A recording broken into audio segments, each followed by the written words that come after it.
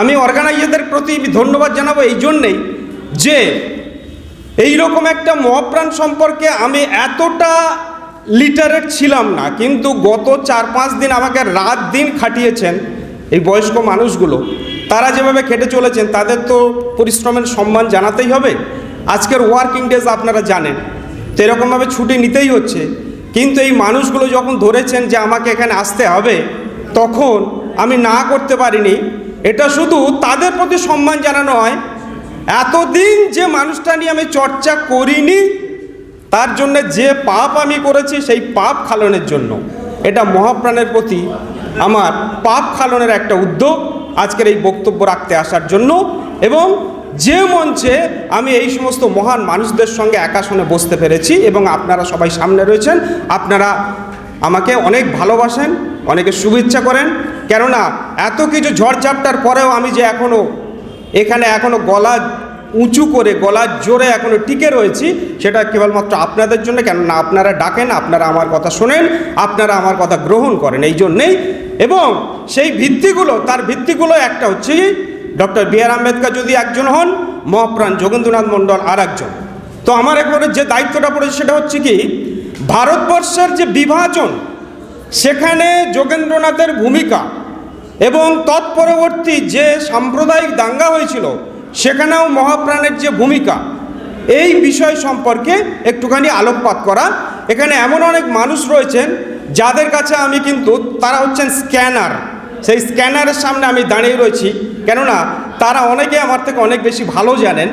তো আপনাদের অতিরিক্ত ভালোবাসার প্রশ্রয়ের জন্য আমি এখানে সুযোগটা পেয়েছি। দেখি কতটুকু আমরা সেই মহাপ্রাণকে একটা যেন পঙ্কিল অবস্থা থেকে বের করে আনার সুযোগ পেয়েছি, সেটা আমরা কতটা পারি দেখা যাক।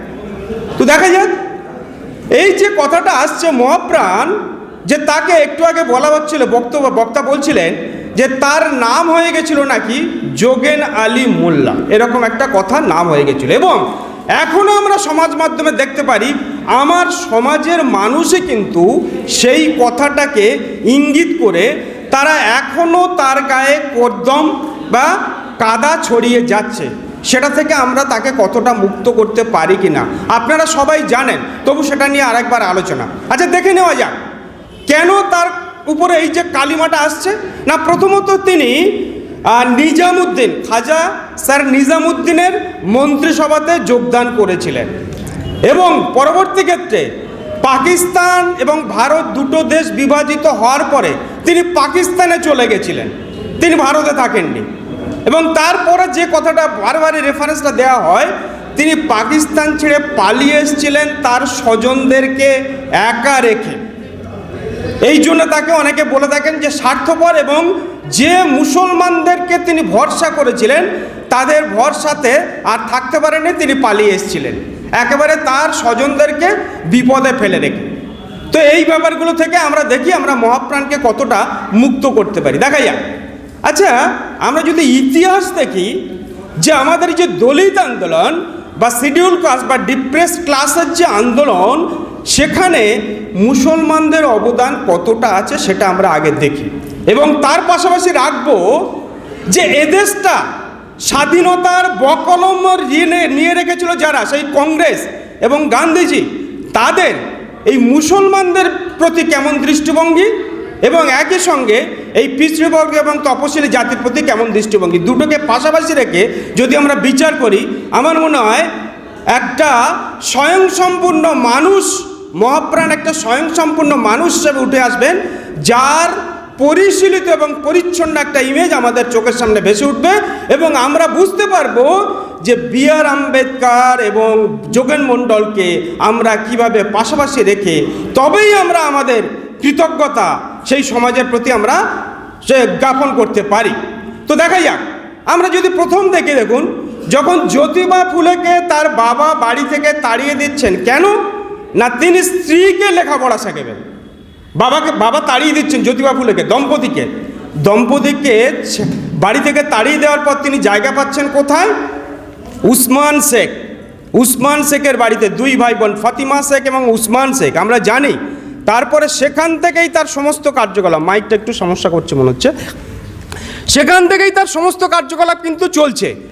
দেখা গেল যে ওখান থেকেই ফাতিমা শেখের সান্নিধ্যে থেকে, ওসমান শেখের বাড়িতে থেকে বাবা জ্যোতিবা ফুলে কি করছেন, মহাত্মা জ্যোতিবা ফুলে তার স্ত্রীকে লেখাপড়া শেখাচ্ছেন, শিক্ষক প্রশিক্ষণের ট্রেনিং দিচ্ছেন। তার পরবর্তী ক্ষেত্রে 1848 সালে ভারতবর্ষের প্রথম বালিকা বিদ্যালয় এবং প্রথম শিক্ষিকা, এশিয়া মহাদেশের প্রধান শিক্ষিকা হচ্ছেন জ্যোতিবা ফুলের স্ত্রী আমাদের মাতা সাবিত্রীবাই ফুলে। প্রথম মুসলিমদের অবদান দেখুন। আমরা যদি দেখি যে বাবা সাহেবের মনুস্মৃতি দহন করার সময়, মনুস্মৃতি আমরা যদি দেখি একটা বিভেদের শাস্ত্র, সেই শাস্ত্রটাকে দহনের মাধ্যমে তিনি বার্তা দিতে চাইছেন যে আমরা একটা মুক্ত মনে একটা সমাজ গড়তে চাই, তাহলে মনুস্মৃতি দহন করতে হবে। তখন তাকে কারা সাহায্য করছে? বর্ণবাদীরা তাকে ভীষণভাবে বাধা দিচ্ছেন, কিন্তু সেখানে সাহায্য করছে কারা? তখনকার দিনের যারা মুসলিম লিডার ছিলেন তারা সাহায্য করছেন। 1932 সালে যখন লন্ডনে গোলটেবিল বৈঠক হচ্ছে, বাবা সাহেব এই সমাজের জন্য দাবি আদায়ের চেষ্টা করছেন, তখন তার বিরোধিতা করেছিলেন কারা? এই কংগ্রেস এবং গান্ধী এবং বর্ণবাদী নেতারা, এবং তখন তাকে সাহায্য করেছিলেন মুসলিম লীগের মুসলিম নেতারা তাকে সাহায্য করেছিলেন, যাদের বদান্যতায় বাবা সাহেব এই সমাজের জন্য সেপারেট ইলেকটোরেট আদায় করতে সক্ষম হয়েছিলেন। তাহলে আমরা দেখছি কি প্রতি পদে পদে আমরা আমাদের যারা পূর্বজ তারা মুসলিমদের সহযোগিতা নিয়েই কিন্তু আমাদের আন্দোলনের ভিতটাকে গড়ে তুলেছিলেন। পাশাপাশি যদি আমরা দেখি যে এই সমাজকে, এই মুসলিম সমাজ এবং দলিত সমাজ, ডিপ্রেস ক্লাস, এদেরকে কিভাবে এই বর্ণ হিন্দু সমাজ, কংগ্রেস তথা গান্ধীজি কিভাবে পদে পদে বিড়ম্বনের শিকার করেছে আমরা যদি দেখি, দেখুন আমরা যদি দেখি সেখানে দেখব যে প্রথম গান্ধীজি এবং কংগ্রেস দুজনেই মুসলিমদেরকেও এই সম্মান দিতে চাইছিলেন না। প্রথমে আমরা জানি মুসলিমদেরকে তিনি সেপারেট ইলেকটোরেটের সুযোগ দিয়েছিলেন, কিন্তু তার পিছনে একটা কারণ আছে। যখন উনি দেখলেন যে বি.আর. আম্বেদকরের মতো একজন পিছড়ে বর্গের নেতা মাথা তুলে দাঁড়াচ্ছে, যে কিনা পলিটিক্যালি, সোশ্যালি, কালচারালি গান্ধীজির মতো মানুষকে, কংগ্রেসের মতো প্রতিষ্ঠানকে চ্যালেঞ্জ করতে পারে, তখন তারা দেখলেন কি না মুসলিমদেরকে একটু সুযোগ সুবিধা দিয়ে তাদেরকে কাছে নিতে হবে। কিন্তু তার আগে পর্যন্ত মুসলিম লীগের যে দাবিটা ছিল যে মুসলিম লীগ হচ্ছে একমাত্র স্বীকৃত প্রতিষ্ঠান যারা মুসলিমদের দাবি আদায় করতে চায়, কংগ্রেসের মধ্যে মুসলিম লীগকে সেই স্বীকৃতি দেওয়া হোক, এর আগে পর্যন্ত কিন্তু কংগ্রেস এবং গান্ধীজি সেটা দেননি। কিন্তু যখন দেখলেন বি.আর. আম্বেদকর মাথাচাড়া দিয়ে হচ্ছে, তাদের হেজিমনি, তাদের একাধিপত্য চলে যাবে, তখন তারা আস্তে আস্তে মুসলিমদেরকে সেপারেট ইলেকটোরেট দিচ্ছে এবং অন্যান্য সুযোগ সুবিধা দিচ্ছে। কিন্তু তখনও এই পিতৃবর্গের সমাজকে তারা দিতে চাইছে না। আমরা যদি দেখি 1937 সালের নির্বাচনের আগে এবং পরে মুসলিমদের সম্পর্কে সেই অ্যাটিটিউড ছিল, লীগকে কোনোভাবে স্বীকৃতি দেওয়া যাবে না। আজকের মুসলিম লীগ কেন বিচ্ছিন্ন হয়ে গেছে তার পিছনে একটা ইতিহাস আছে। আমি বিএড ডিপার্টমেন্টের টিচার, আমি টিচার ট্রেনিংয়ের সময় টিচারদের বলে থাকি, ভবিষ্যতের যারা টিচার, যে একটা ক্লাস যদি মাল্টিকালচারাল হয়, সেই মাল্টিকালচারাল ক্লাসরুমের মধ্যে যত কালচারাল ব্যাকগ্রাউন্ড থেকে স্টুডেন্ট বসে আছে প্রত্যেকের কালচারকে রেফার করতে হবে। আপনারা যদি মনে করে দেখুন তো একজন টিচার আছেন সারা জীবন ধরে তারা রামায়ণ মহাভারত ছাড়া দ্বিতীয় কোনো রেফারেন্স দিতে পারেনি, অথচ ক্লাসরুমের মধ্যে বুদ্ধিস্ট স্টুডেন্ট আছে, জৈন স্টুডেন্ট, শিখ স্টুডেন্ট, মুসলিম স্টুডেন্ট রয়েছে, তাদের ধর্মশাস্ত্র থেকে তারা একটাও রেফারেন্স দিতে পারেনি। আমরা সাইকোলজি স্টাডি করে দেখেছি, যখন আমার কালচারকে সম্মান করা না হয়, আমার কালচারের কোনো রেফারেন্স ক্লাসরুমে কেউ যদি না দিতে পারে, আমি তখন মানসিকভাবে বিচ্ছিন্ন হতে শুরু করি, যেটা হয়েছিল মুসলিম লীগের ক্ষেত্রে। তারা কি করছে না, কোনোভাবেই মুসলিম লীগকে স্বীকৃতি দিচ্ছে না, মুসলিমদের আলাদা কোনো অধিকারকে স্বীকৃতি দিচ্ছে না। আমরা যদি বি.আর. আম্বেদকরের বিরুদ্ধে আমরা যদি গান্ধীজির সেই আন্দোলনকে দেখি, তখন কি করছে না, গান্ধীজি বারবার বলছেন আলাদা করে তপশিলীদের আন্দোলন দরকার নেই, আলাদা করে মুসলিমদের আন্দোলন দরকার নেই, আলাদা করে কৃষক, শ্রমিক বা নারীদের আন্দোলনের দরকার নেই, সমস্ত আন্দোলনের অছি হয়ে আমি আছি, আমি হচ্ছি ট্রাস্টি, তোমাদের কারোর আন্দোলন করার দরকার নেই। এর দ্বারা কি বোঝায়? হ্যাঁ, তুমি আমার অধিকার আদায় করছো, কিন্তু তুমি মনে করছো আমি তোমার সাবঅর্ডিনেট, আমি তোমার কৃতদাস, তুমি আমার প্রভু। এই ক্ষমতা নয়, এটা আত্মনির্ভরশীলতার এটা শিক্ষা নয়। যেটা চেয়েছিল মুসলিম লীগ, যেটা চেয়েছিল দলিত ক্লাস, যেটা তারা দিতে অস্বীকার করেছিল। এই জায়গা থেকে দেখুন মহাপ্রাণ যোগেন্দ্রনাথ মণ্ডল কি দেখেছিলেন, যে মুসলিম লীগের নিজামুদ্দিন স্যারের মন্ত্রিসভাতে আমি যদি ঢুকি তাহলে শিডিউল কাস্টের জন্য আমি অনেক দাবি আদায় করতে পারবো। কিন্তু তিনি কি একমাত্র মুসলিম লীগের সঙ্গে এই ধরনের চুক্তিতে গেছিলেন? তার আগে একটা ইতিহাস রয়েছে, সেটা কি?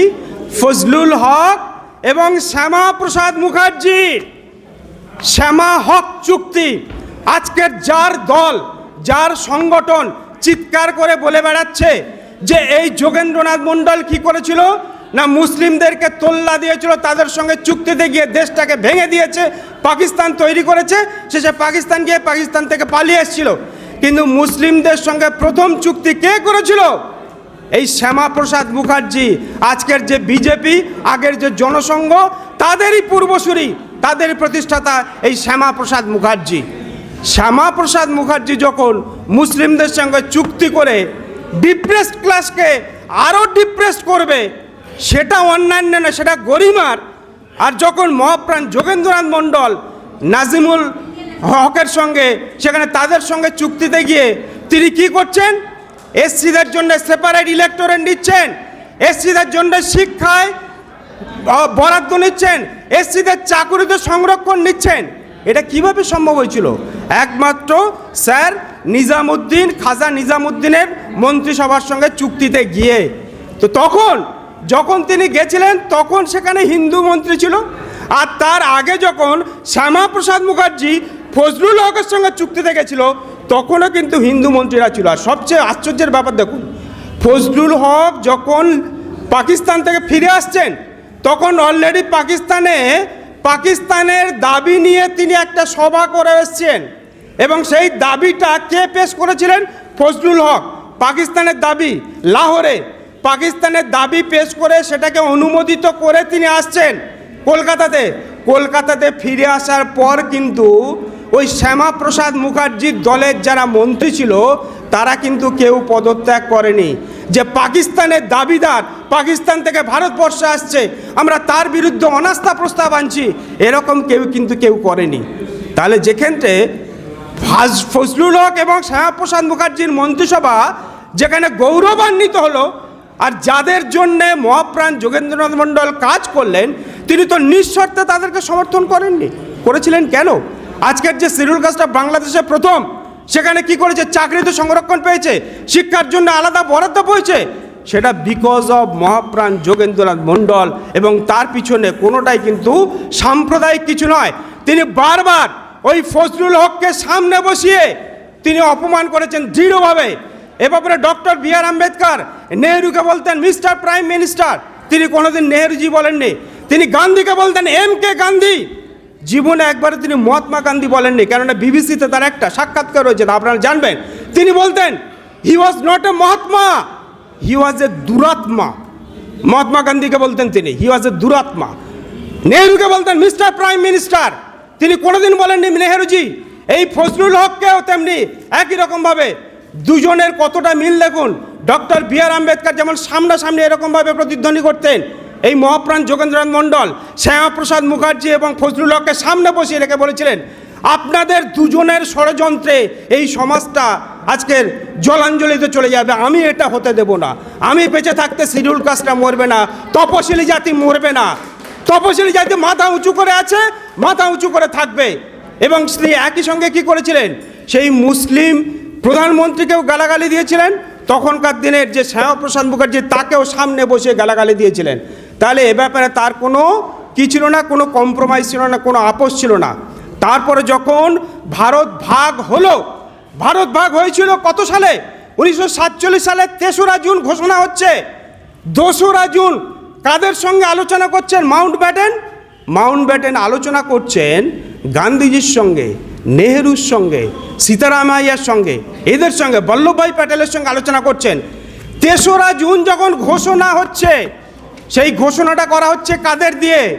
জিন্নাকে দিয়ে এবং নেহেরুকে দিয়ে। তো ভারতবর্ষ ভাগের জন্য যদি যোগেন্দ্রনাথ দায়ী থাকেন, তাহলে যোগেন্দ্রনাথের জায়গা কোথায়? ইতিহাস তো বলছে, লেখা রয়েছে। সেখানে ডাকছে কারা? মাউন্ট ব্যাটেন বলছেন আমি শুধু ঘোষণা করলাম না, আমি ঘোষণা করাবো দুদিকে দুজন লিডারকে দিয়ে। সেই দুজন লিডার কে কে? একজন মোহাম্মদ আলী জিন্নাহ এবং একজন হচ্ছেন নেহেরু। তাহলে দুজনে উঠে ঘোষণা করছেন, আলোচনা হচ্ছে তাদের সঙ্গে, আর দায় হচ্ছে মহাপ্রাণের উপরে। এটা অপপ্রচার নয়?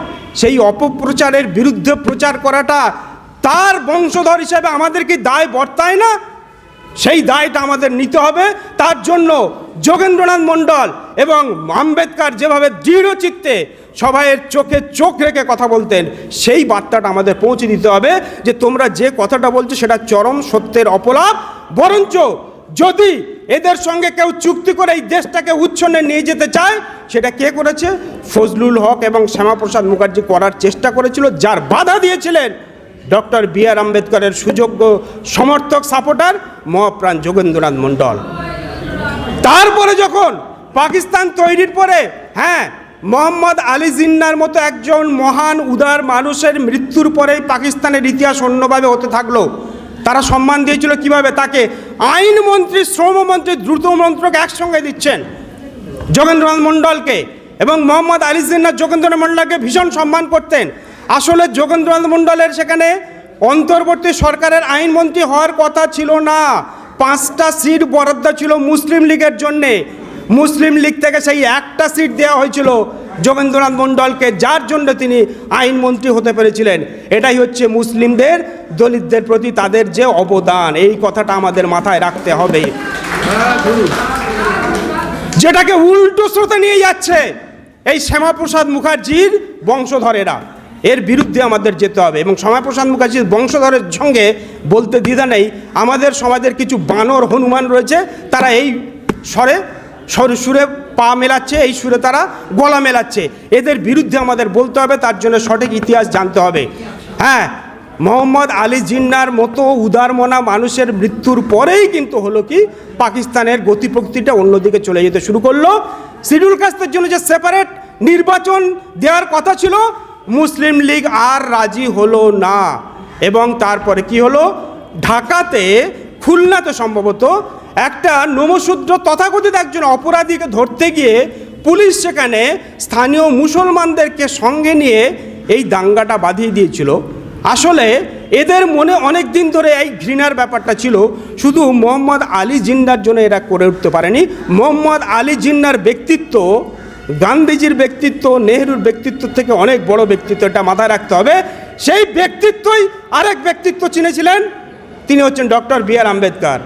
সেই ব্যক্তিত্বই আরেকজন ব্যক্তিত্বকে চিনেছিলেন, তিনি হচ্ছেন মহাপ্রাণ যোগেন্দ্রনাথ মণ্ডল। তাই এই ব্যক্তিত্বগুলো এক জায়গায় হলে দেশের কতটা উন্নতি হতো সেটা যে আলী জিন্নাহ বুঝেছিলেন। কিন্তু ভাগ্যের পরিহাস, তিনি এত তাড়াতাড়ি মারা গেছিলেন। মারা যাওয়ার পরে পাকিস্তানের রাজনৈতিক চিত্র, সামাজিক চিত্রটা অন্যরকমভাবে শুরু হলো। এই উদারনৈতিক চিত্রটা হলে একটা রক্ষণশীল মনোভাবের দিকে চলে গেল। কিন্তু তখনও মহাপ্রাণ সেখান থেকে পালিয়ে আসেননি এবং তিনি যোগদান করেছিলেন পাকিস্তানে। কেন? এটাও দেখতে হবে। কেন তিনি বুঝেছিলেন, তিনি ভারত ভাগ চাননি।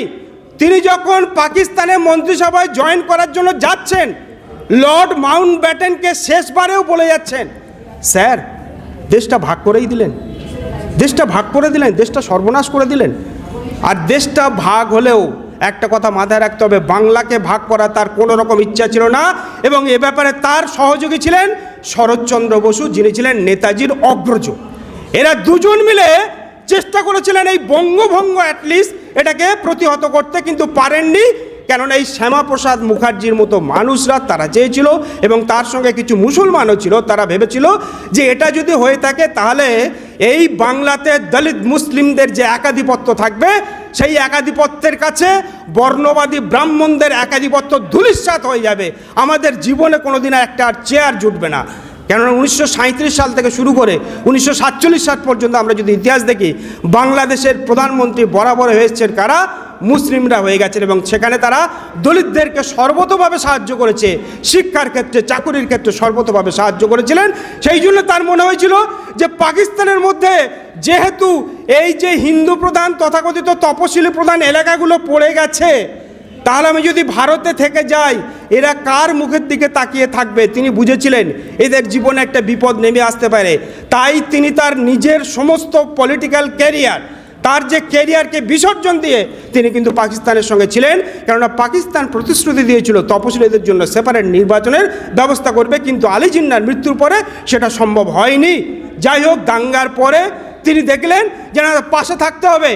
মাসের পর মাস তিনি ওই দাঙ্গার পরিস্থিতি থেকে হিন্দু মুসলমানকে এক জায়গায় দাঁড় করে তিনি সভা করেছেন এবং ওই মঞ্চ থেকে তিনি দাঙ্গাবাজ মুসলমানদেরকে এবং পুলিশদেরকে হুমকি দিয়েছেন যে তোমরা যদি এটা করতে থাকো আমরা কিন্তু ছেড়ে দেব না। তখনও কিন্তু তার গলার স্বর উঁচু। শিডিউল কাস্ট তপশিলি জাতি মরে যায়নি, তারা এখনও মাথা উঁচু করে আছে এবং আমি এখানে রয়েছি। তারপরে তিনি অনেক দিন সেখানে ঘোরাঘুরি করলেন। আবার তিনি লাহোরে চলে গেলেন। লাহোরে চলে যাওয়ার পর ওখানে দেখলেন আইবি থেকে খবর এলো যে গুপ্ত হত্যার যে ষড়যন্ত্রীদের হিট লিস্টে তার নাম রয়েছে, যে কোনো সময় তাকে গুপ্ত হত্যা করা হতে পারে। তিনি চলে এলেন তার অসুস্থ ছেলেকে দেখতে কলকাতাতে 1950 সালের সেপ্টেম্বর। তারপরে অক্টোবরে তিনি লিয়াকত আলী খানকে তিনি তার পদত্যাগপত্র পাঠিয়ে দিলেন। পদত্যাগপত্র 8000 শব্দ ছিল। পৃথিবীর ইতিহাসে এরকম একটা চিঠি আছে কি না আমাদের খুঁজে দেখতে হবে। গিনেস বুক অফ রেকর্ডসের নাম হতে পারে। 8000 words were there in the same letter, in a single letter. 8000 শব্দ রয়েছে। আমরা 8টা শব্দ তৈরি করতে গেলে আমাদের কলম ভেঙে যায়। সেই রকম একটা চিঠি তিনি লিখলেন। সেখানে তিনি পরিষ্কারভাবে বললেন কি চাইছেন এবং তিনি তার জীবনীতে বলছেন, আমি পাকিস্তান ছেড়ে বেরিয়ে এসেছিলাম এটাও বার্তা দেওয়ার জন্য, কেন আমার সমাজের মানুষ আমার দিকে তাকিয়ে রয়েছে আমি কি করি, তাই আমি তাদের বিপদে ছেড়ে আসতে পারিনি। কিন্তু আমি যখন দেখলাম না এ দেশটা আর বসবাসের যোগ্য নয় কোনোভাবেই, তখন আমি চলে আসার মধ্য দিয়ে আমি এই বার্তা দিতে চেয়েছিলাম যে তোমরাও চলে এসো। তিনি জানতেন যে এই যে কৃষক, এই যে শ্রমিক, তারা তো আর চাকরিজীবী নয়, তাদের পয়সা নেই। তারা যদি চলে আসে কলকাতায় তারা কি করে খাবে।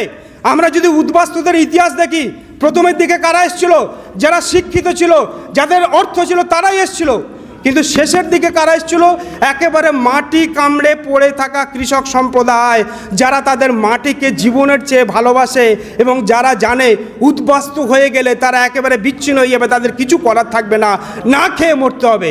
শেষ পর্যন্ত তিনি তখন দেখলেন না খেতে হলেও জীবনটা অন্তত বাঁচুক, তোমরা চলে এসো। এই বার্তাটা দেওয়ার জন্য তিনি বেসিক্যালি বাংলাদেশ থেকে, পাকিস্তান থেকে ভারতবর্ষে চলে এসেছিলেন। স্বার্থপরের মতো তিনি চলে আসেননি, এটা আমাদের মাথায় রাখতে হবে। তাই এতগুলো কথা যদি আমরা মাথায় রাখি, আমরা কি বলতে পারি যে মহাপ্রাণ কথাটা তার আগে যে জোড়া হয়েছে সেটা কোনো আবেগের কথা নয়, সেটা একেবারে যুক্তিগ্রাহ্য কথা।